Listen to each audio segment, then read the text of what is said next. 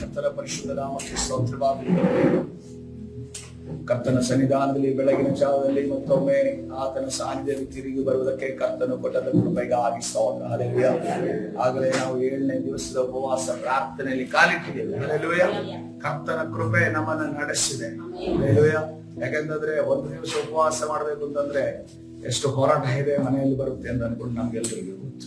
ಅದರ ನಿರ್ಧಾರ ಮಾಡಿದ್ರೆ ಎಷ್ಟು ಸಾರಿ ಬದಲಾವಣೆ ಮಾಡಿದೀವೋ, ಎಷ್ಟು ಸಾರಿ ಇವತ್ತೊಂದು ದಿವಸ ತಿನ್ನೋಣ ಅಂತ ಅನ್ಕೊಂಡಿದೀವೋ, ಎಷ್ಟು ಸಾರಿ ಇವತ್ತೊಂದ್ಸರಿ ತಿನ್ರಿ ನೀವು ಅಂತ ಅನ್ಕೊಂಡು ಕೇಳಿದಾಗ ಫೋರ್ಸ್ಫುಲ್ ಆಗಿ ನಾನು ನಿನ್ನೆ ಏನೋ ಒಂದು ಅಂಗಡಿಗೆ ತಗೊಂಡು ಹೋಗ್ತಿದ್ದೆ, ನಾನ್ ಬೇಡ ಅಂತ ಇದೀನಿ, ಆ ಅಂಗಡಿ ಏನ್ ಬಿಡ್ತಾ ಇಲ್ಲ, ತಿನ್ರಿ ಪರವಾಗಿಲ್ಲ, ಕುಡೀರಿ ಪರವಾಗಿಲ್ಲ ಅಂತ ಸಿಹಿದಿಂದ್ರೆ ಏನಾಗಲ್ಲ. ಅದೇ ರೀತಿಯಲ್ಲಿ ಸೈತಾನನಿಗೆ ರೀತಿಯಲ್ಲಿ ಒಂದು ವೇಳೆ ಸ್ವಲ್ಪ ನನ್ನ ನಿರ್ಧಾರ ಅಲುಗಾಡಿದ್ರು ಕೂಡ ಇವತ್ತೊಂದು ದಿವಸ ಕುಡದೇ ಬೇಡ, ಅದೇನಾದ್ರೂ ಆಗ್ಲಿ ಅನ್ನೋ ರೀತಿಯಲ್ಲಿ ಆಗಿರೋದನ್ನ. ಅದಕ್ಕೆ ಕೆಲವು ಸಾರಿ ನಾವು ಮಾಡುವ ಉಪವಾಸಕ್ಕೆ ನಮ್ಮಲ್ಲಿ ಪ್ರಾಮುಖ್ಯತೆ ಇಲ್ಲದೆ ಇದ್ರೂ ಕೂಡ ಕರ್ತನ ಬಿಡುಗಡೆಗೆ ಅದಕ್ಕೆ ಪ್ರಾಮುಖ್ಯತೆ ಇದೆ. ಹಲ್ಲೆಲೂಯಾ.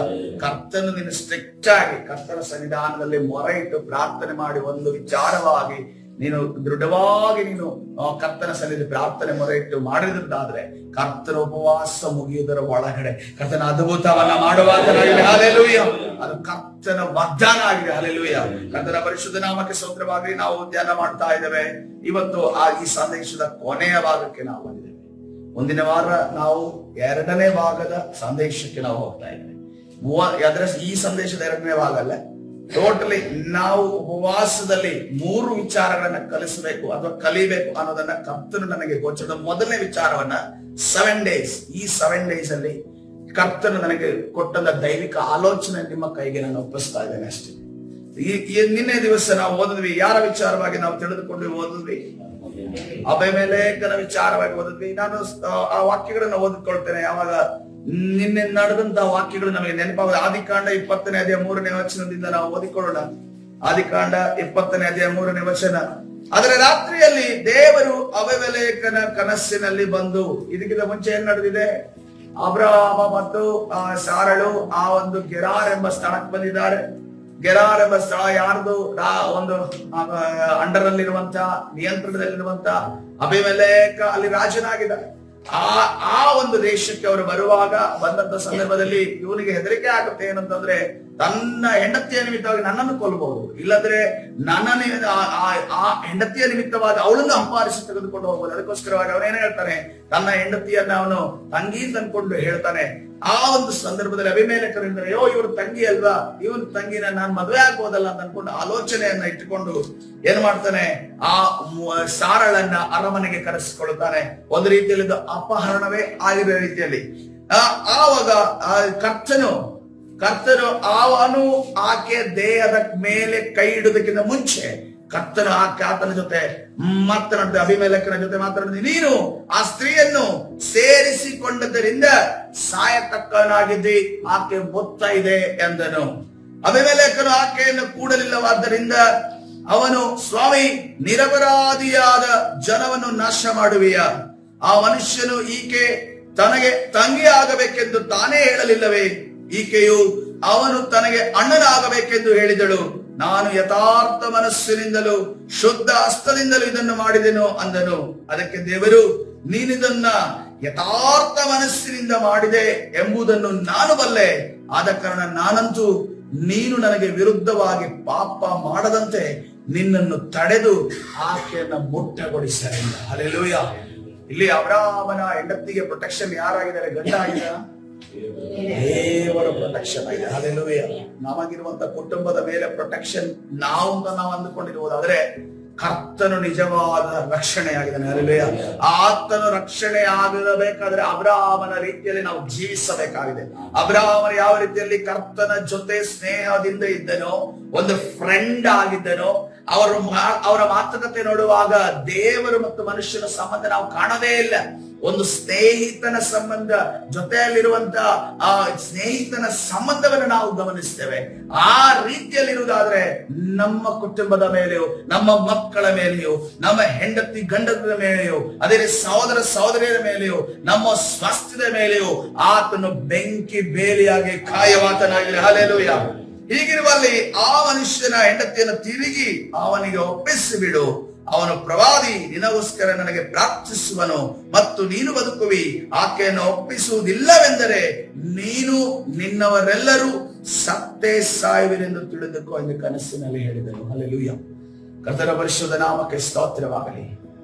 ಯಾವ ಒಂದು ಕೃತ್ಯದ ನಿಮಿತ್ತವಾಗಿ ಇವನಿಗೆ ಶಿಕ್ಷೆ ಬಂದು ಆತನು ಗೊತ್ತಿಲ್ಲದೆ ಮಾಡಿರುವಂತ ವಿಚಾರ, ಆದ್ರೆ ಈಗ ಒಪ್ಪಿಸಿ ಬಿಡು ಅಂತ ಇಟ್ಕೊಂಡು ಕರ್ತನ ಹೇಳ್ತಾರೆ. ಆದ್ರೆ ಇದರಲ್ಲಿ ಪ್ರಾಮುಖ್ಯವುಳ್ಳ ವಿಚಾರ ಎಂತಂದ್ರೆ ಅಲ್ಲಿ ಒಂದು ಪಾಪ ಆಗದಂತೆ, ಒಂದು ರಾಜ್ಯ ನಾಶವಾಗದಂತೆ ಕಾಪಾಡಲ್ಪಟ್ಟಿದೆ. ಹೇಗೆ? ದೇವರು ಕಾಪಾಡಿದನು. ಆದ್ರೆ ಯಾರ ಮುಖಾಂತರವಾಗಿ? ಅಭಿಮೆಲೆಕನಲ್ಲಿದ್ದಂತ ಯಥಾರ್ಥತ್ವದ ಮುಖಾಂತರವಾಗಿ, ಇನ್ನೋಸೆನ್ಸ್ ಎಂದು ನಾವು ನೋಡ್ತೇವೆ. ಈ ಯಥಾರ್ಥತ್ವ ಅಂದ್ರೆ ಏನು? ಇನ್ನೋಸೆನ್ಸ್ ಅಂದ್ರೆ ಏನು? ಡೈರೆಕ್ಟ್ ಆಗಿ ಹೇಳುವಂತದ್ದು ಯಥಾರ್ಥತ್ವವಾಗಿದೆ.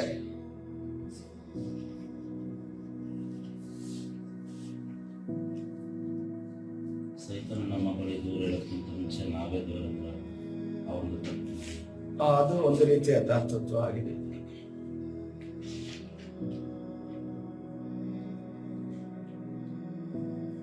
ಇನ್ನೋಸೆನ್ಸ್, ಮುಗ್ಧ ಅಂತ ಹೇಳ್ತಾರೆ. ಟ್ರಾನ್ಸ್ಪರೆಂಟ್ ಆಗಿರೋದು ಇಟ್ಸ್ ಯಥಾರ್ಥತ್ವ. ಟ್ರಾನ್ಸ್ಪರೆಂಟ್ ಆಗೋದು,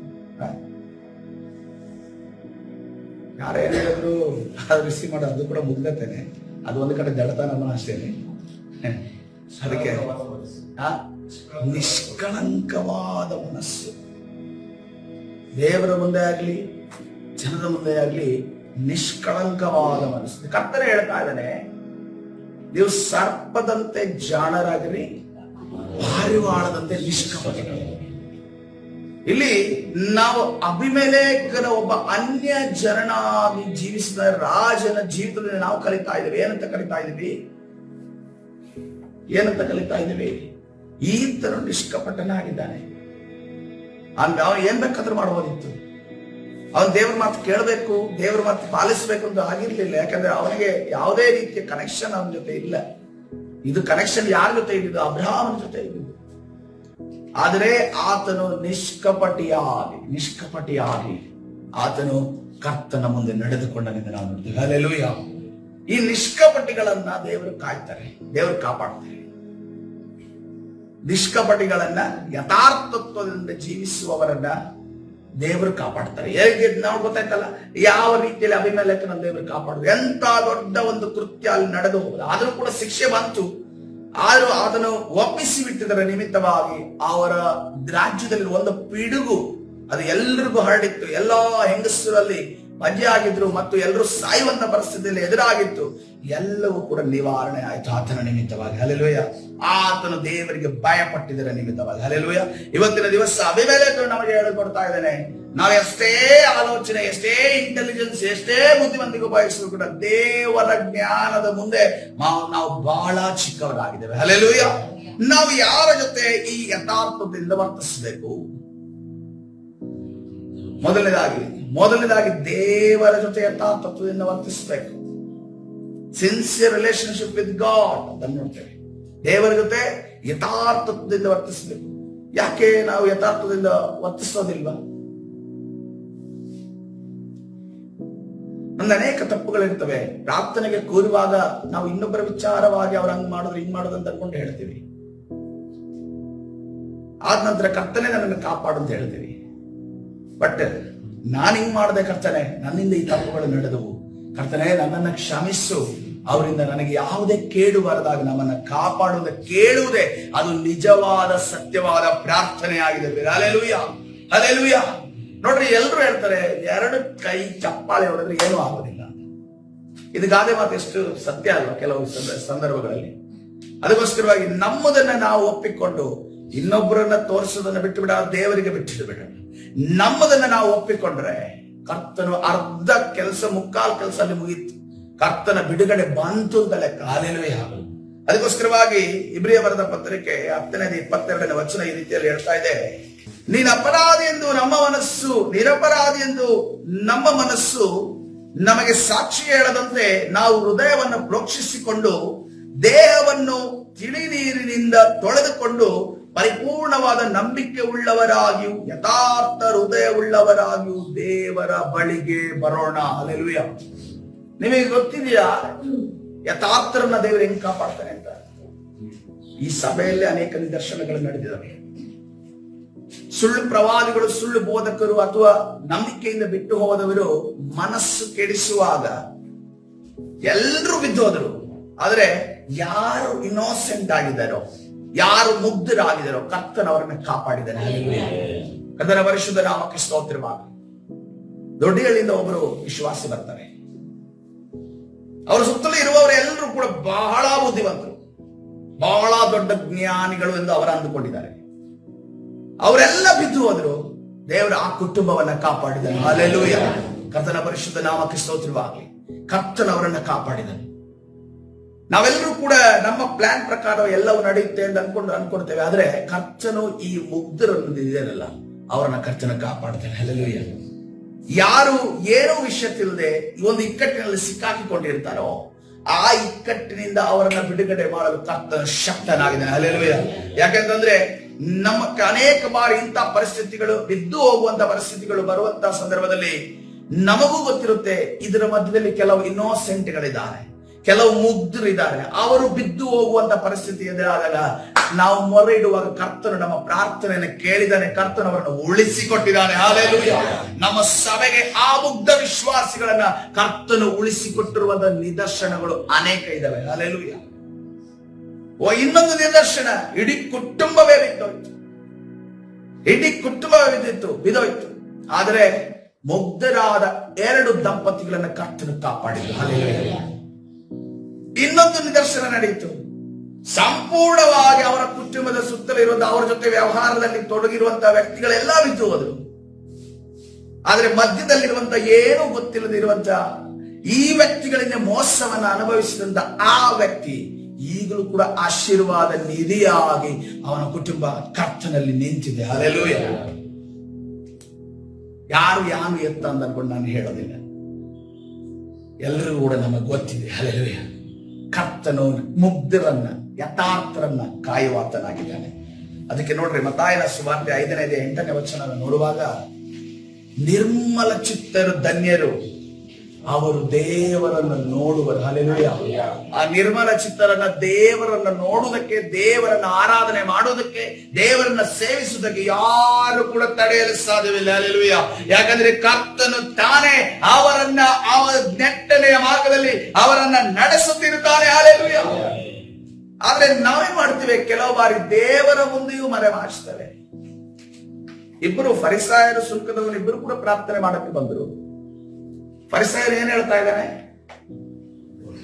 ನಾನು 2 ಆವರ್ತಿ ಉಪವಾಸ ಮಾಡ್ತೇನೆ, ನಾನು ಯಾವ ಅಪರಾಧನ ಮಾಡೋದಿಲ್ಲ, ಹಾದರವನ್ನ ಮಾಡೋದಿಲ್ಲ, ಕಳ್ತನ ಮಾಡೋದಿಲ್ಲ, ವ್ಯಭಿಚಾರ ಮಾಡೋದಿಲ್ಲ, ನಾನು ನನಗೆ ಸಿಕ್ಕಿದ ಎಲ್ಲದರಲ್ಲಿ ಕೂಡ 10ರಲ್ಲಿ 1 ಪಾಲನ್ನು ಕೊಡ್ತೇನೆ, ಎಲ್ಲ ಲಿಸ್ಟ್ ಅನ್ನ ಹೇಳಿದ. ಆದ್ರೆ ಯಥಾರ್ಥವಾಗಿ ದೇವರ ಮುಂದೆ ನಿಲ್ಲಿಲ್ಲ. ಅವನು ಹೇಳಿದ, ನನಗೆ ಇದೊಂದು ಅಹಂಕಾರ ಉಂಟು, ನನಗೆ ವಾಕ್ಯದಲ್ಲಿ ನಡೀತೀನಿ ಅಂತ ಅನ್ಕೊಂಡು, ನಾನು ಶ್ರೇಷ್ಠ ಜಾತಿ ಎಂದು, ನಾನು ಏನೋ ಪರಿಶುದ್ಧನೆ ಎಂದು ನನಗೆ ಅಹಂಕಾರ ಉಂಟು ಅಂತ ಅನ್ಕೊಂಡು ಹೇಳದ್ನ. ಆದ್ರೆ ಸುಂಕದವನು ನೋಡುವಾಗ ಅದನ್ನೇನ್ ಹೇಳ್ತಾನೆ, ನಾನು ಒಬ್ಬ ಪಾಪಿ ಆಗಿದ್ದೇನೆ. ಹಲ್ಲೆಲೂಯಾ. ಯಾವಾಗ ದೇವರ ಮುಂದೆ ಎಲ್ಲ ವಿಚಾರಗಳನ್ನ ಬಿಚ್ಚಿಡ್ತೇವೆ, ನಮ್ಗೆ ಅನ್ಸುತ್ತೆ ದೇವರಿಗೆ ಎಲ್ಲ ಗೊತ್ತಲ್ಲ ಅನ್ಕೊಂಡು ಅನ್ಸುತ್ತೆ. ಆದ್ರೆ ದೇವರು ಎಷ್ಟು ಆತನು ನಮ್ಮ ಜೊತೆ ನಿಕಟವಾಗಿ ನಡೀಲಿಕ್ಕೆ ಬಯಸ್ತಾನೆ ಅಂತಂದ್ರೆ, ನಾವೇ ಬಾಯಾರೆ ಹೇಳಬೇಕು ಅಂತ ಆತನು ಬಯಸ್ತಾನೆ. ನಮ್ಮ ಬಾಯಿಯಿಂದ ನಾವು ಹರಿಕೆ ಮಾಡಬೇಕೆಂದು ಬಯಸ್ತಾನೆ. ನೋಡ್ರಿ, ನಮ್ಗೆ ಹರಿಕೆ ಮಾಡೋದಕ್ಕೆ ನಮ್ಗೆ ಬಹಳ ಕಷ್ಟ, ಹೇಳಿಕೊಳ್ಳೋದಕ್ಕೆ ನಮಗೆ ಬಹಳ ಕಷ್ಟ. ಯಾಕಂದ್ರೆ ನಾವು ತಪ್ಪಿತಸ್ಥರು ಅಂದುಕೊಳ್ಳಿ ಮುಂದೆ ಶಿಕ್ಷೆ ಏನ್ ಬರುತ್ತೋ ಅಂತ ಆಲೋಚನೆ. ಸತ್ಯ ಹೇಳೋದಕ್ಕೆ ಯಾಕೆ ಕೆಲವರಿಗೆ ಕಷ್ಟ? ಸತ್ಯ ಹೇಳೋದಕ್ಕೆ ಯಾಕೆ ಕಷ್ಟ ಕೆಲವರಿಗೆ? ಯಾಕೆ ಕಷ್ಟ? ಸತ್ಯ ಹೇಳಿದ್ರೆ ಎಲ್ಲಿ ಪೆಟ್ಟು ಬಿಡುತ್ತೋ ಅಂತ. ಸತ್ಯ ಹೇಳಿದ್ರೆ ಪೆಟ್ಟು ಬೀಳೋದಿಲ್ಲ, ಪೆಟ್ಟು ಕಡಿಮೆ ಆಗುತ್ತೆ. ಅದೇ ರೀತಿಯಲ್ಲಿ ಅವನು ಸತ್ಯ ಹೇಳದ್ನಲ್ಲ ಅಂತ ಅನ್ಕೊಂಡು ಆ ಮಾತು ಉಳಿಯುತ್ತೆ. ಹಲ್ಲೆಲೂಯಾ. ಅದಕ್ಕೋಸ್ಕರವಾಗಿ ನಾವು ಸತ್ಯವನ್ನು ನೋಡ್ರಿ, ಯಾರೇ ಟೀಚರ್ಸ್ ಆಗ್ಲಿ, ನಿನ್ ಸತ್ಯ ಹೇಳು, ಹೊಡೆಯೋದಿಲ್ಲ ಅಂತ ಅಂತಾರೆ. ಎಷ್ಟೋ ಟೀಚರ್ಸ್ಗಳು ಹೊಡಿದೇ ಇರೋರು ಇದ್ದಾರೆ, ಅವನು ಸತ್ಯ ಹೇಳ್ದ ಅಂತ. ಯಥಾರ್ಥವಾಗಿ ನಾವು ಯಾವಾಗ ನಮ್ಮ ಹೃದಯವನ್ನು ಬಿಚ್ಚಿಡ್ತೇವೋ ಆವಾಗ ನಿಮ್ಮ ಮುಂದೆ ಯಾರೇ ಅಧಿಕಾರಿ ನಿಂತಿರಲಿ, ಎಂತ ಒಂದು ಕಠಿಣವಾದ ವ್ಯಕ್ತಿಯೇ ನಿಂತಿರಲಿ, ಅವನ ಹೃದಯದಲ್ಲಿ ಮನಮರುಗುವಿಕೆಯನ್ನು ಕರ್ತನು ತಂತಾನೆ. ಹಲ್ಲೆಲೂಯಾ. ಇವತ್ತಿನ ದಿವಸ ದಹಿಸುವ ಅಗ್ನಿ ಆಗಿರುವಂತ ದೇವರ ಮುಂದೆ ನಾವು ಹೋಗುವಾಗ ನಾವೇನ್ ಮಾಡ್ತಿದ್ವಿ? ಎಲ್ಲವನ್ನ ಮರೆಮಾಚ್ತೀವಿ, ಎಲ್ಲವನ್ನ ಮುಚ್ಚಿಡ್ತೀವಿ, ಎಲ್ಲವನ್ನ ಮರೆಮಾಚ್ತೀವಿ. ಆದ್ರೆ ಕರ್ತನ ಮುಂದೆ ನಾವು ಯಥಾರ್ಥವಾಗಿ ಹೋಗುದಾದ್ರೆ ನಾವು ನಿರ್ಮಲ ಚಿತ್ತರ ಪ್ರಿಯರೇ ದೇವರನ್ನ ಕಾಣುವವರಾಗಿರ್ತಾರೆ. ಹಲ್ಲೆಲೂಯಾ. ಇದು ದೇವರು ಮತ್ತು ನಮ್ಮ ಜೊತೆ ಇರುವಂತ ಸಂಬಂಧ. ಇನ್ನೊಂದು, ನಾವು ಯಥಾರ್ಥವಾಗಿ ನಡೆದುಕೊಳ್ಬೇಕು. ಯಾರ ಜೊತೆ ಯಥಾರ್ಥವಾಗಿ ನಡೆದುಕೊಳ್ಬೇಕು? ನಮ್ಮ ಜೊತೆ ಇರುವಂತವರ ಜೊತೆ ನಾವು ಯಥಾರ್ಥವಾಗಿ ನಡೆದುಕೊಳ್ಳಬೇಕು. ನೋಡ್ರಿ, 1ನೇ ಯೋಹಾನನ ಪತ್ರಿಕೆ 3ನೇ ಅಧ್ಯಾಯ 18ನೇ ವಚನ. ಪ್ರಿಯರಾದ ಮಕ್ಕಳೇ, ನಾವು ಬರೀ ಮಾತಿನಿಂದಾಗಲಿ ಬಾಯುಪಾಚಾರದಿಂದಾಗಲಿ ಪ್ರೀತಿಸುವವರಾಗಿರಬಾರದು. ನಿಮ್ಮ ಪ್ರೀತಿಯು ಕೃತ್ಯದಲ್ಲಿಯೂ ಸತ್ಯದಲ್ಲಿಯೂ ತೋರಬೇಕು. ಹಲ್ಲೆಲೂಯಾ. ಹೇಗಂತೆ?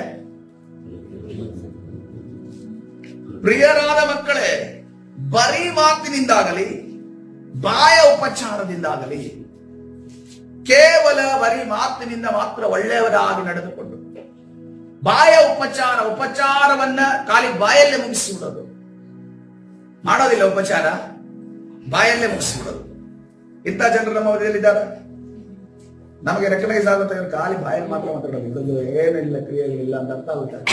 ಅಥವಾ ನನಗೂ ಅದು ಅರ್ಥ ಆಗುತ್ತೆ, ನಾನೇ ಕಾಯಲ್ಲಿ ಅವ್ರ ಬಾಯಲ್ಲಿ ಮಾತ್ರ ಮಾತಾಡೋದು, ಅದು ಅರ್ಥ ಆಗಲ್ಲ, ಅದು ಬೇಗ ಅರ್ಥ ಆಗಲ್ಲ ನಮ್ಗೆ. ಯಾಕಂದ್ರೆ ಅದೇ ಸ್ಟ್ರಾಟಜಿ ಅಲ್ಲ ನಮ್ದು,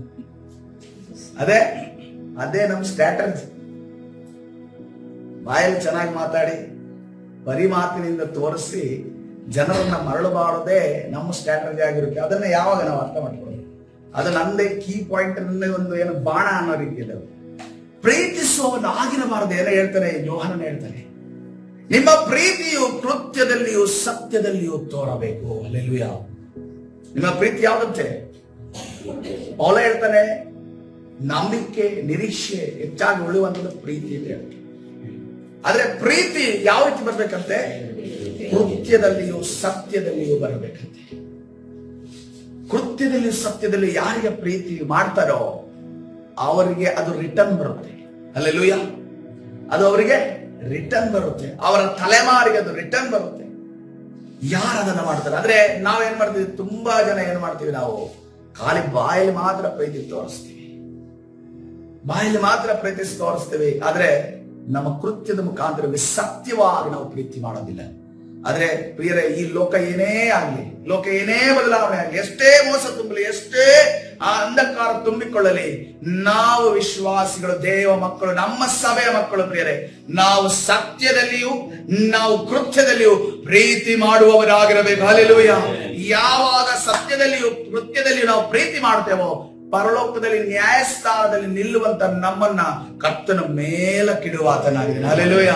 ಅಲ್ಲಿ ಮೇಲಿನ ಪೊಸಿಷನ್ ನಮಗೆ ಬೇಕು ಅಂತಂದ್ರೆ ನಾವು ಇಲ್ಲಿ ಕೃತ್ಯದಲ್ಲಿಯೂ ಅದೇ ರೀತಿಯಲ್ಲಿ ಸತ್ಯದಲ್ಲಿಯೂ ನಾವು ಪ್ರೀತಿ ಮಾಡಬೇಕು.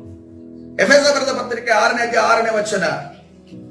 ನಾವೆಲ್ಲರೂ ಕೂಡ ಉದ್ಯೋಗ ಹೋಗುವವರಾಗಿದ್ದೇವೆ, ನಾವೆಲ್ಲರೂ ಕೂಡ ಉದ್ಯೋಗಸ್ಥರಾಗಿದ್ದೇವೆ, ಅಥವಾ ನಾವೆಲ್ಲರೂ ಕೂಡ ಸ್ಟೂಡೆಂಟ್ಸ್ ಆಗಿರ್ಬೋದು, ಅಥವಾ ಮನೆಯಲ್ಲಿ ಕೆಲಸ ಮಾಡುವವರಾಗಿರ್ಬೋದು. ಅವರಿಗೆ ಎಫೆಸ ಬರೆದ ಪತ್ರಿಕೆ ಪೌಲನು 6ನೇ ಅಧ್ಯಾಯ 6ನೇ ವಚನದಲ್ಲಿ ಹೇಳಿದರೆ, ಮನುಷ್ಯರನ್ನು ವೆಚ್ಚಿಸುವವರು ಮಾಡುವ ಪ್ರಕಾರ ಯಜಮಾನರು ನೋಡುತ್ತಿರುವಾಗ ಮಾತ್ರ ಸೇವೆ ಮಾಡದೆ ಕ್ರಿಸ್ತನ ದಾಸರಿಗೆ ತಕ್ಕ ಹಾಗೆ ದೇವರ ಚಿತ್ತವನ್ನ ಮನಪೂರ್ವಕವಾಗಿ ಮಾಡಿರಿ. ಯಜಮಾನರು ನೋಡ್ತಾ ಇದ್ದಾರೆ ಅನ್ನುವಂತ ಟೈಮಲ್ಲಿ ಸ್ವಲ್ಪ ಕೆಲಸ ಮಾಡೋದು ಮತ್ತೆ ನಿಂತ್ಕೊಳ್ಳೋದು ಅನ್ನೋ ರೀತಿಯಲ್ಲ. ಯಜಮಾನರು ಕೆಲಸ ನೋಡ್ತಾ ಇದ್ದಾರೆ ಅಂತ ಅನ್ಕೊಂಡು ಬಂದ್ರು ಅನ್ನಷ್ಟರಲ್ಲಿ ಸ್ಟ್ರಿಕ್ಟ್ ಆಗಿ ಬಹಳ ಮುತುವರ್ಜಿ ವಹಿಸ್ಕೊಂಡು ಕೆಲಸ ಮಾಡೋದಲ್ಲ. ನಾನು ದೇವರ ಮುಂದೆ ಕೆಲಸ ಮಾಡ್ತೇನೆ ಅಂತ ಅನ್ಕೊಂಡು ಕೆಲಸ ಮಾಡುವವರಾಗಿರ್ಬೋದು. ಹಲ್ಲೆಲೂಯಾ. ನಾವೇ ಕಾಯರ್ ಟೀಮ್ ಇದ್ದೀರಾ, ವರ್ಷಿಪ್ ಟೀಮ್ ಇದ್ದೀರಾ, ಮತ್ತು ಎಲ್ಲಾ ಕಾರ್ಯ ಕೆಲಸಗಳನ್ನ ಮಾಡುವವರಿದ್ದೀರಾ. ನಮ್ಮಲ್ಲಿ ಯಥಾರ್ಥತ್ವ ಆ ಕೆಲಸಗಳಲ್ಲಿ ಇರುವುದಾಗಲಿ. ಹಲ್ಲೆಲೂಯಾ. ನಾವು ಅನೇಕ ಜನರು ಯಥಾರ್ಥರು ನಮ್ಮ ಸಭೆಯಲ್ಲಿ ಇದ್ದೀರಿ, ಅದರಲ್ಲಿ ಯಥಾರ್ಥವಾಗಿ ಕೆಲಸ ಮಾಡದಿರುವವರು ಕೂಡ ಇದ್ದೀರಿ. ಇವತ್ತಿನ ದಿವಸ ಕರ್ತನೆ ಹೇಳ್ತಾ ಇದ್ದಾನೆ, ಯಜಮಾನ ನೋಡ್ತಾನೆ, ಸೇವಕರು ನೋಡ್ತಾ ಇದ್ದಾರೆ, ಅಥವಾ ನಿತಿನ್ ಬ್ರದರ್ ನೋಡ್ತಾ ಇದ್ದಾರೆ ಅಂತ ಅನ್ಕೊಂಡು ಮಾಡೋದು ಬೇಡ. ಕರ್ತನು ನೋಡ್ತಾ ಇದ್ದಾನೆ ಅನ್ನೋದನ್ನ ಎಣಿಸ್ಕೊಂಡು ಮಾಡುವವರಾಗಿರ್ಬೇಕು. ಹಲ್ಲೆಲೂಯಾ. ಅದೇ ರೀತಿಯಲ್ಲಿ ನಾವು ಕೆಲಸ ಮಾಡುವ ಜಾಗದಲ್ಲಿ ಕೂಡ ಯಥಾರ್ಥದ ಎಷ್ಟೇ ನೋವುಗಳು ನಿಮಗೆ, ನಾನು ಹಿಂಗ್ ಮಾಡುದು, ನಾನು ಸರಿಯಾದ ರೀತಿಯಲ್ಲಿ ನಡೆದ್ರೆ ಇಷ್ಟೇ ನನಗೆ ಅನುಭವ, ಇಷ್ಟೇ ನಾನು ಅನುಭವಿಸ್ಬೇಕು, ಈ ಲೋಕ ಇಷ್ಟೇನೆ, ಈ ಅಧಿಕಾರಿ ಇಷ್ಟೇನೆ, ಈ ಸಹೋದ್ಯೋಗಿ ಇಷ್ಟೇನೆ ಅಂತ ಅನ್ಕೊಂಡು ನಿಮಗೆ ಎಷ್ಟೇ ಕೆಟ್ಟ ಅನುಭವಗಳಾದ್ರೂ ಕೂಡ ನೀವು ಯಥಾರ್ಥವಾಗಿ ನಡೆಯುವುದಾದರೆ ಯಥಾರ್ಥವಂತನನ್ನ ಕರ್ತನು ಮೇಲಕ್ಕೆತ್ತುವಾತನಾಗಿರಲಿಲ್ಲ. ನೋಡ್ರಿ, ಅಭಿ ಮೇಲೆ ತನು ಯಥಾರ್ಥವಾಗಿ ನಡೆಯುವುದರಿಂದ ಅವನಿಗೆ ದೇವರ ಬಗ್ಗೆ ಏನು ಗೊತ್ತಿಲ್ಲದಿದ್ರು ಕೂಡ ಆತನ ರಾಜ್ಯವನ್ನ, ಆತನ ಕುಟುಂಬವನ್ನ ಆತನು ಕಾಪಾಡಲಿಕ್ಕೆ ಸಾಧ್ಯವಾಯಿತು. ಪ್ರಿಯರೇ, ಹಲ್ಲೆಲೂಯಾ. ಯಥಾರ್ಥರಿಗೆ ಬಹುಮಾನ ಕೊಡೋದು ಯಾವುದೇ ಈ ಲೋಕದ ವ್ಯಕ್ತಿಗಳಲ್ಲ, ಯಥಾರ್ಥರಿಗೆ ಬಹುಮಾನವನ್ನು ನಮ್ಮ ಕರ್ತನಾಗಿದ್ದಾನೆ. ಹಲ್ಲೆಲೂಯಾ. 7ನೇ ವಚನ, ಮನುಷ್ಯರಿಗೋಸ್ಕರವಲ್ಲ ಕರ್ತನಿಗೋಸ್ಕರ ಸೇವೆ ಮಾಡುತ್ತೇವೆಂದು ಚಿತ್ತಪೂರ್ವಕವಾಗಿ ಸೇವೆ ಮಾಡಿರಿ. ಎಫೆಸ 6:7. ಮನುಷ್ಯರಿಗೋಸ್ಕರ ನಾವು ಮಾಡುತ್ತೇವೆ ಅಂತಲ್ಲ, ಕರ್ತನಿಗೋಸ್ಕರ ಸೇವೆ ಮಾಡುತ್ತೇವೆ ಎಂದು ಚಿತ್ತಪೂರ್ವಕವಾಗಿ ಸೇವೆ ಮಾಡ್ರಿ. ಯಾಕೆಂದರೆ ಒಬ್ಬನು ದಾಸನಾಗಲಿ ಸ್ವತಂತ್ರನಾಗಲಿ ತಾನು ಯಾವ ಸತ್ಕಾರ್ಯವನ್ನು ಮಾಡುತ್ತಾನೋ ಅದರ ಪ್ರತಿಫಲವನ್ನು ಕರ್ತನಿಂದ ಹೊಂದುವೆನೆಂಬುದನ್ನು ನೀವು ತಿಳಿದವರಾಗಿಯೇ ಇದ್ದೀರಿ. ಹಲ್ಲೆಲೂಯಾ. ನಮಗೆ ತಿಳುವಳಿಕೆ ಇದೆಯಾ? ಆ ತಿಳುವಳಿಕೆ ಇರುವುದಾದರೆ ನಾವು ಗಂಡನಿಗೆ ಭಯಪಟ್ಟು ಇರೋದಿಲ್ಲ, ನಾವು ಹೆಂಡತಿಗೆ ಭಯಪಟ್ಟು ಇರೋದಿಲ್ಲ, ನಮ್ಮ ಮಕ್ಕಳಿಗೆ ಭಯಪಟ್ಟು ಇರೋದಿಲ್ಲ, ನಮ್ಮ ಯಜಮಾನರಿಗೆ ಭಯಪಟ್ಟು ಇರೋದಿಲ್ಲ, ನಮ್ಮ ಸಭೆಗೆ ಭಯಪಟ್ಟು ಇರೋದಿಲ್ಲ. ಯಾಕಂದ್ರೆ ನನಗೆ ಕಾನ್ಫಿಡೆನ್ಸ್ ಇದೆ, ನಾನು ಮಾಡಿದ ಕೆಲಸದಲ್ಲಿ ನಾನು ಯಥಾರ್ಥತ್ವವಾಗಿ ಮಾಡ್ತೀನಿ. ನಮ್ಗೆ ಯಾವತ್ತೂ ಕೂಡ ಈ ವಿಚಾರ ಗೊತ್ತಾದ್ರೆ ಏನಾಗುತ್ತೋ ಅಂತ ಅನ್ಕೊಂಡಿರೋದು. ಈ ವಿಚಾರ ಏನಾದ್ರೂ ಗೊತ್ತಾದ್ರೆ ನನ್ನ ಕೆಲಸ ಹೋಗುತ್ತೆ, ಈ ವಿಚಾರ ಗೊತ್ತಾದ್ರೆ ನನ್ನ ಸಭೆಯಲ್ಲಿ ನನಗೆ ತೊಂದರೆ ಆಗುತ್ತೆ, ಈ ವಿಚಾರ ಗೊತ್ತಾದ್ರೆ ನನ್ನ ಗಂಡ ನನಗೆ ಏನಂತಾನೋ, ಈ ವಿಚಾರ ಗೊತ್ತಾದ್ರೆ ನನ್ನ ಹೆಂಡತಿ ಏನಂತಾಳೋ, ಈ ವಿಚಾರ ಗೊತ್ತಾದ್ರೆ ನಮ್ಮ ಅಪ್ಪ ಅಮ್ಮ ಏನಂತಾರೋ ಅಂತ ಅನ್ಕೊಂಡು ಆಗತ್ತೆ. ಅನೇಕ ಬಾರಿ ಏನಂದ್ರೆ ಯೌವನ ಕಾಲಕ್ಕೆ ಮಕ್ಕಳು ಕಾಲಿಟ್ಟಾಗ ಏನಾಗುತ್ತೆ ಗೊತ್ತಾ, ಅದಕ್ಕಿಂತ ಮುಂಚೆ ತುಂಬಾ ಟ್ರಾನ್ಸ್ಪರೆನ್ಸಿ ಇರ್ತಾರೆ. ಯೌವನ ಕಾಲಕ್ಕೆ ಕಾಲಿಟ್ಟ ಕೂಡಲೇ ಮಕ್ಕಳು ಏನಾಗ್ತಾರೆ, ಟ್ರಾನ್ಸ್ಪರೆನ್ಸಿನ ಬಿಟ್ಟು ಬಿಡ್ತಾರೆ. ಅವರ ಜೀವಿತನ ಏನ್ ಮಾಡ್ತಾರೆ, ಅವರು ಹೈಡ್ ಮಾಡ್ತಾ ಹೋಗ್ತಾರೆ. ಅದು ಅವರ ಸ್ವಭಾವ. ಆದ್ರೆ ನಾವು ಪೇರೆಂಟ್ಸ್ ಬೇರೆ, ಅವರು ಯಥಾರ್ಥವಾಗಿ ನಮ್ಮ ಜೊತೆ ಇರುವಂತೆ ನಾವು ಅವರ ಹತ್ತಿರ ಹೋಗಬೇಕಾಗಿದೆ. ಹಲ್ಲೆಲೂಯಾ. ನಾವು ಯಾವಾಗ ಅವರ ಹತ್ತಿರ ಹೋಗ್ತೇವೋ ಎಲ್ಲ ವಿಚಾರಗಳನ್ನ ಶೇರ್ ಮಾಡಿ, ಯಾವುದೇ ಮುಜುಗರ ಇಲ್ಲ, ಯಾವ ನಾಚಿಕೆ ಇಲ್ಲ. ಯಾಕಂತಂದ್ರೆ ನಾವು ಯವನ ಕಾಲದಲ್ಲಿ ಇದ್ದಾಗ ನಮ್ಮ ಜೀವಿತದಲ್ಲೂ ಕೂಡ ಅದು ನಡೆದಿದೆ, ಆ ವಿಚಾರಗಳು ನಡೆದಿದ್ದಾವೆ. ಅವ್ರದನ್ನ ಬಂದು ಹಂಚಿಕೊಳ್ಳ್ರಿ. ಯಾಕಂತಂದ್ರೆ ಅನೇಕ ವಿಚಾರಗಳು ಅವರ ಫ್ರೆಂಡ್ಸ್ ಇಂದ ಕೆಟ್ಟ ರೀತಿಯಲ್ಲಿ ಅವರು ತಿಳ್ಕೊಂಡಿದ್ದಾರೆ. ಅವರಿಗೆ ಕೌನ್ಸಿಲಿಂಗ್ ಮಾಡಿದವರು ಯಾರಾಗಿದ್ದಾರೆ, ಒಬ್ಬ ಕೆಟ್ಟ ವ್ಯಕ್ತಿ ಆಗಿದೆ. ಆ ಕೆಟ್ಟ ವ್ಯಕ್ತಿ ಬಂದು ಕೌನ್ಸಿಲಿಂಗ್ ಮಾಡಿದರೆ ನಿಮಿತ್ತವಾಗಿ ಅವನು ಸರಿಯಾದ ಮಾರ್ಗದಲ್ಲಿ ಕಂಡುಕೊಳ್ಳಬೇಕಾದ ವಿಚಾರವನ್ನು ಯಾವ ರೀತಿ ಕಂಡುಕೊಂಡ, ತಪ್ಪಾದ ರೀತಿಯಲ್ಲಿ, ಮನರಂಜನೆಯ ರೀತಿಯಲ್ಲಿ ಕಂಡುಕೊಂಡ್ರು. ಇದು ಅನ್ಯ ಜನರಲ್ಲಿ ತುಂಬಾ ಇರುವಂತ ವಿಚಾರ. ನಾವು ಕೂಡ ಅನ್ಯ ಜನರಿಂದ ಕರ್ತನ ಸನ್ನಿಧಿಗೆ ಬಂದಿದ್ದೇವೆ, ಆದ್ರೆ ನಮ್ಮಲ್ಲಿ ಬದಲಾವಣೆ ಆಗಿಲ್ಲ. ನಮ್ಮ ಮಕ್ಕಳನ್ನ ನಾವು ಏನ್ ಮಾಡಬೇಕು, ಅವರ ವಿಚಾರವನ್ನ ಕೆದಕಿ ನಾವು ಮಾತಾಡಬೇಕು. ಅದನ್ನ ಕೆದಕಿ ಬೈಯೋದಲ್ಲ, ಅವರ ವಿಚಾರಗಳನ್ನು ಅರ್ಥ ಮಾಡಿಕೊಂಡು ನಾವು ಅವರಿಗೆ ಸಜೆಷನ್ ಕೊಡಬೇಕು. ನಮಗೆ ಗೊತ್ತಾಗಿಲ್ಲ ಅಂದ್ರೆ ಬೇರೆ ಕಡೆಯಿಂದ ತಿಳಿದುಕೊಂಡು ನಾವು ಕೊಡಬೇಕು. ಕೌನ್ಸಿಲಿಂಗ್ ನಾವು ಕೊಡಬೇಕು ಮಕ್ಕಳಿಗೆ.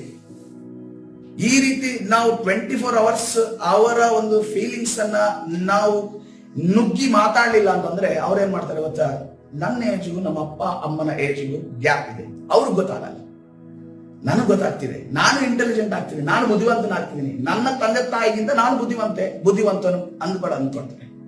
ಅದಕ್ಕೋಸ್ಕರವಾಗಿ ನನಗೆ ಯಾವ್ದು ಗೊತ್ತಿಲ್ಲ, ನಾನು ಇಷ್ಟೇ ಕಲಿಯೋದು ಅಂತ ಅನ್ಕೊಂಡು ಯಾವಾಗ ಪೇರೆಂಟ್ಸ್ ಸುಮ್ಮನೆ ಇರ್ತಾರೋ ಆವಾಗಲೇ ಮಕ್ಕಳು ಏನ್ ಮಾಡ್ತಾರೆ, ನಮ್ಗೆಲ್ಲ ಗೊತ್ತಿದೆ ಅಂತ ಅನ್ನೋದು. ಮಕ್ಕಳು ಏನೇನು ಮಾಡ್ತಾರೋ ಅದ್ರ ವಿಚಾರವಾಗಿ ಕಲ್ತ್ಕೊಳ್ರಿ, ಎಲ್ಲ ತಿಳ್ಕೊಡ್ರಿ, ರಿಸರ್ಚ್ ಮಾಡ್ರಿ. ನನಗೆ ಬೇಡ, ಅದು ನನಗೆ ಸಮಯ ಇಲ್ಲ ಅಂತ ಅನ್ಕೊಂಡು ನಾವು ಯಾವ ಬದಿ ಕೂರ್ತೀವಿ ಆವಾಗಲೇ ಮಕ್ಕಳು ಸಪರೇಟ್ ಆಗೋದು. ಅವ್ರಿಗೆ ಏನ್ ಗೊತ್ತಾ, ಈಗಲೂ ಕೂಡ ನನಗೂ ಕೂಡ ರಿಗ್ರೆಟ್ ಇದೆ. ಅಂತಂದ್ರೆ ನನ್ನ ತಂದೆ ತಾಯಿ ಈ ವಿಚಾರವಾಗಿ ಕೆಲವು ವಿಚಾರಗಳ ಬಗ್ಗೆ ನನ್ನ ಜೊತೆ ಮಾತಾಡ್ಬೇಕಿತ್ತು, ಆವಾಗ ನಾನು ದಾರಿ ತಪ್ತಾ ಇರಲಿಲ್ಲ, ಆವಾಗ ನಾನು ಸರಿಯಾದ ಮಾರ್ಗದಲ್ಲಿ ನಡೀತಾ ಇದ್ದೆ, ಲೋಕದ ಒಳಗಡೆ ಹೋಗ್ತಾ ಇರಲಿಲ್ಲ. ಆ ವಿಚಾರವನ್ನು ಅವರು ಮಾತಾಡಲಿಲ್ಲ, ಅವ್ರಿಗೆ ಗೊತ್ತಿದ್ರು ಕೂಡ ಮಾತಾಡಿರಲಿಲ್ಲ. ಯಾಕೆ ಅಂತಂದ್ರೆ ಅದನ್ನ ಹೇಳೋದಕ್ಕೆ ಅವ್ರಿಗೆ ಧೈರ್ಯ ಇಲ್ಲ, ಹೇಳೋದಕ್ಕೆ ಮುಜುಗರ, ಹೇಳೋದಕ್ಕೆ ನನ್ನ ಬಗ್ಗೆ ನನ್ನ ಮಕ್ಕಳು ಏನ್ ತಿಳ್ಕೊತಾವ ಏನೋ ಅನ್ನುವಂತ ಆ ಭಯ, ಇವತ್ತಿನ ದಿವಸ ಆ ಭಯ, ಆ ಮುಜುಗರ, ಆ ನಾಚಿಕೆ ಎಲ್ಲವೂ ಕೂಡ ಮುರಿಯಲ್ಪಡಬೇಕು ಯೇಸುವಿನ ನಾಮದಲ್ಲಿ. ನಮ್ಮ ಮುಂದಿನ ತಲೆಮಾರನ್ನ ಕಾಯಬೇಕಂದ್ರೆ ಪ್ರೇರೆ, ಮಕ್ಕಳು ಯಾವುದೇ ಕಾರಣಕ್ಕೂ ಹೈಡ್ ಆಗಬಾರ್ದು, ಅವರು ಸಪರೇಟ್ ಆಗಬಾರ್ದು. ಅವರ ಜೊತೆ ನಾವು ಹತ್ತಿರ ಇದ್ದು ಅವರ ಏಜ್ಗೆ ತಕ್ಕ ಹಾಗೆ ಅವರ ಒಂದು ಲೆವೆಲ್ಗೆ ಇಳಿದು ನಾವು ಅವರಿಗೆ ಕೌನ್ಸಿಲಿಂಗ್ ಅನ್ನ ಕೊಡಬೇಕು, ಅವರ ಜೊತೆ ಕೂತ್ಕೊಂಡು ಮಾತಾಡಬೇಕು. ಅವ್ರು ಯಾವತ್ತೂ ಕೂಡ ಯಾವ ಒಂದನ್ನು ಮಾತನ್ನು ಕೂಡ ನಮ್ಮಲ್ಲಿ ಹೇಳಿಕೊಳ್ಳುವುದಕ್ಕೆ ಭಯ ಪಡಬಾರದು. ಏನೇ ಆಗ್ಲಿ ನಮ್ಮ ಅಪ್ಪನ ಹತ್ರ ಅಮ್ಮನ ಹತ್ರ ನಾನು ಹೇಳೋಗ್ತೀನಿ, ಅದು ಏನಾದ್ರೂ ಆಗ್ಲಿ, ಅವ್ರು ಏನ್ ಬದ್ರು ಬೈಲಿ ಅನ್ನುವ ರೀತಿಯಲ್ಲಿ ಅವರಿಗೆ ಬರಬೇಕು. ಯಾವಾಗ ಅಂತಂದ್ರೆ ನಾವು ಯಾವಾಗ ಅವರಿಗೆ ಒಳ್ಳೆ ಸಜೆಷನ್ ಕೊಟ್ಟು ನಡೆಸ್ತೇವೆ, ಆವಾಗ ಅವರನ್ನು ಯಾವಾಗ ನಾವು ಸೂಕ್ಷ್ಮವಾಗಿ ಗಮನಿಸ್ತೇವೆ, ಆವಾಗ ವಿಶೇಷವಾಗಿ ಯೌವನ ಕಾಲಕ್ಕೆ ಯಾವಾಗ ಕಾಲಿಟ್ಟಿದ್ದೇನೆ, ಅವ್ರ ಮನಸ್ಸು ಯಾವಾಗ ಟ್ರಾನ್ಸ್ಫಾರ್ಮ್ ಆಗಿದೆ ಅನ್ನೋದನ್ನ ನಮಗೆ ಅರ್ಥ ಬರಬೇಕು. ಸಮಯ ಇಲ್ಲ, ಹಿಂದಿಲ್ಲ, ಇನ್ನೂ ಅನೇಕ ಮಾತುಗಳು. ಮುಂದೆ ಹೋಗೋಣ. 1 ಪೇತ್ರ 4:8 ವಚನ. 1 ಪೇತ್ರ, ವೇಗವಾಗಿ ನಾವು ಸತ್ಯವೇದ ವಾಕ್ಯಗಳನ್ನು ತೆಗೆಯೋಣ.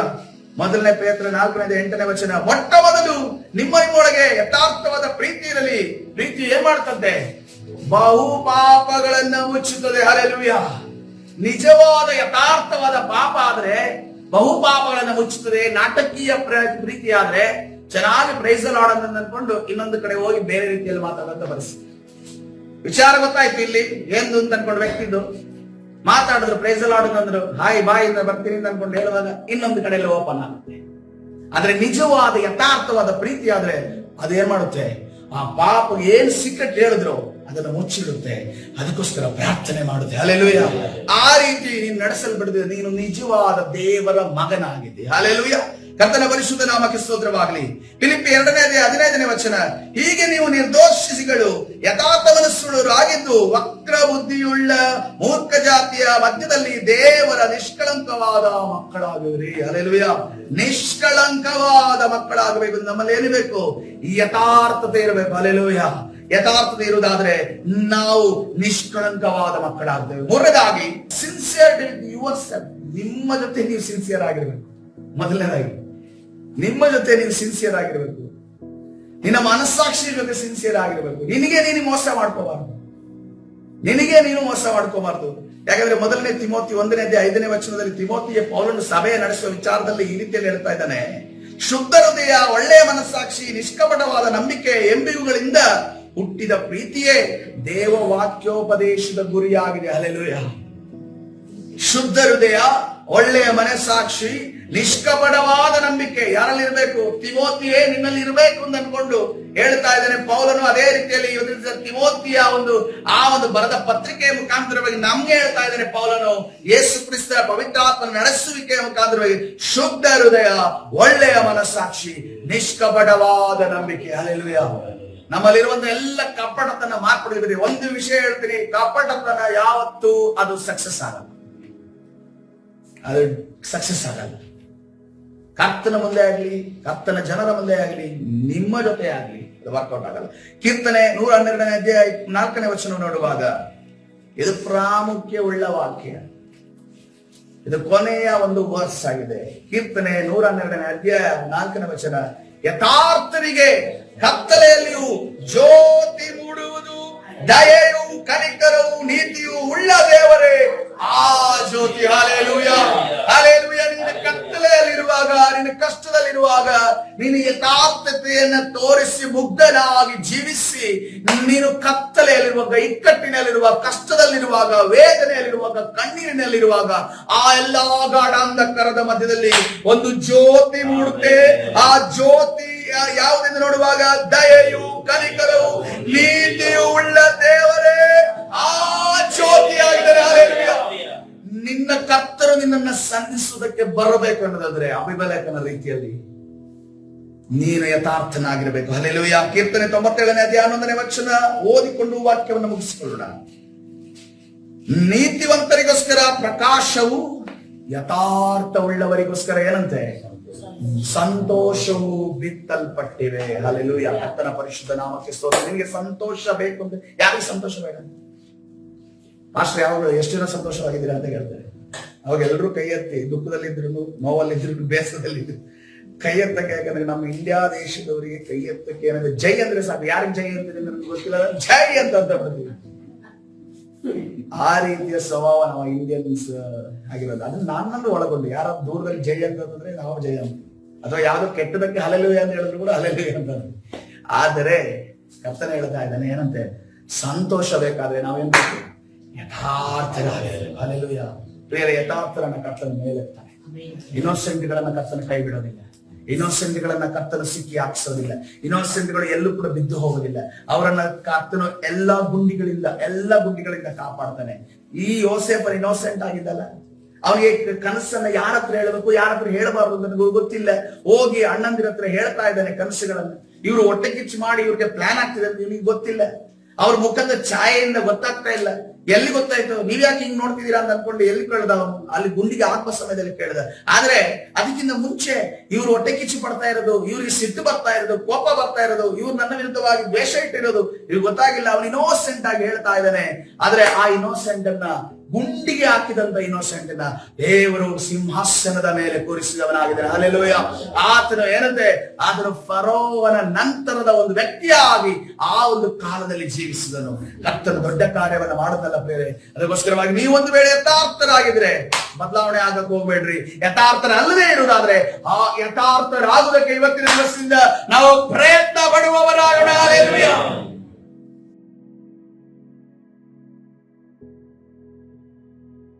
ಕರ್ತನ ಸನ್ನಿಧಾನದಲ್ಲಿ ಪ್ರಾರ್ಥನೆ ಮಾಡೋಣ. ಪರಿಶುದ್ಧನಾದ ದೇವರ ನಿನ್ನ ನಾಮಕ್ಕೆ ಸ್ತೋತ್ರವಾಗಲಿ. ಕರ್ತನ, ಇವತ್ತಿನ ಸಂದೇಶದ ಕೊನೆಯಲ್ಲಿ ನಾವು ಅರ್ಥ ಮಾಡಿಕೊಳ್ತಿರೋ ಒಂದು ವಿಚಾರ ಕರ್ತನೆ, ನಿನ್ನ ಸನ್ನಿಧಿಯಲ್ಲಿ ನಮ್ಮನ್ನು ನಾವು ಕರ್ತನೆ ಕರಗಳಿಗೆ ಒಪ್ಪಿಸ್ತಾ ಇದ್ದಾರೆ. ನೀನು ತಾನೇ ನಮ್ಮನ್ನು ಆಶೀರ್ವದಿಸು, ಬಲಪಡಿಸಿ, ನಿನ್ನ ಪ್ರಸನ್ನತೆಯಿಂದ ತುಂಬಿಸು ಸ್ವಾಮಿ. ಕರ್ತನೆ, ನಿನ್ನ ಸಾನ್ನಿಧ್ಯ ನಮ್ಮನ್ನು ನಡೆಸಲಿಕ್ಕಾಗಿ ಸ್ತೋತ್ರ. ನಾವು ಯಥಾರ್ಥರಾಗಿ ಮಾರ್ಪಡುವಾಗ ನಮಗೆ ಸಹಾಯ ಮಾಡಿ ಕರ್ತನೆ. ನಿನ್ನ ಮುಂದೆ ಯಥಾರ್ಥತ್ವ, ನಿನ್ನ ಜನರ ಮುಂದೆ ಯಥಾರ್ಥತ್ವ ಕರ್ತನೆ. ನಮಗೆ ನಾವು ಯಥಾರ್ಥರಾಗಿ ನಡೆದುಕೊಳ್ಳುವಾಗ ಸಹಾಯದಸ್ತವನ್ನು ಚಾಚು. ನಮಗೆಲ್ಲ ವಿಚಾರಗಳನ್ನು ತಿಳಿಸಿಕೊಡುವುದಕ್ಕಾಗಿ ಸ್ತೋತ್ರ. ಇವತ್ತಿನ ದಿವಸ ಹೇಳಿದಂತ ವಾಕ್ಯಗಳು ನಾವು ಇಲ್ಲೇ ಬಿಡದೆ ಕರ್ತನೆ, ನಮ್ಮ ಪ್ಲಾನಿಂಗ್ ಅಲ್ಲೇ, ನಮ್ಮ ಆಲೋಚನೆಯಲ್ಲಿ, ನಮ್ಮ ಮಾರ್ಗದಲ್ಲಿ ನಾವು ಹೋಗದೆ ನಿನ್ನ ಮಾರ್ಗಕ್ಕೆ, ನಿನ್ನ ಆಲೋಚನೆಗೆ, ನಿನ್ನ ಪ್ಲಾನಿಂಗ್ಗೆ ನಾವು ಬರುವಾಗ ನಮಗೆ ಸಹಾಯ ಮಾಡು ಕರ್ತನೆ. ನಮ್ಮ ವಿರುದ್ಧವಾಗಿ ಹೋರಾಡುವಂತ ಎಲ್ಲ ಸೈತಾನನ ಅಂಧಕಾರ ಶಕ್ತಿಗಳ ಬಲಗಳ ದುರಾತ್ಮನ ಕಾರ್ಯಗಳನ್ನ, ನಮ್ಮನ್ನ ಸ್ವಾಮಿ ಕಪಟತನಕ್ಕೆ ಎಳೆಯುವಂತ ದುರಾತ್ಮನ ಕಾರ್ಯಗಳನ್ನ ನಜರೇತಿನ ಯೇಸುವಿನ ನಾಮದಲ್ಲಿ ಬಂಧಿಸಿ ಮುರಿದಾಕ ಬಿಡುಗಡೆ ಉಂಟು ಮಾಡಿ ನಿನ್ನ ಕಾರ್ಯ ನಡೆಸಿ. ಕರ್ತನಾದ ಯೇಸು ಸ್ವಾಮಿ ಸರಿ ಪ್ರಾರ್ಥಿಸಲು ಜೀವವುಳ್ಳ ತಂದೆ. ಆಮೆನ್.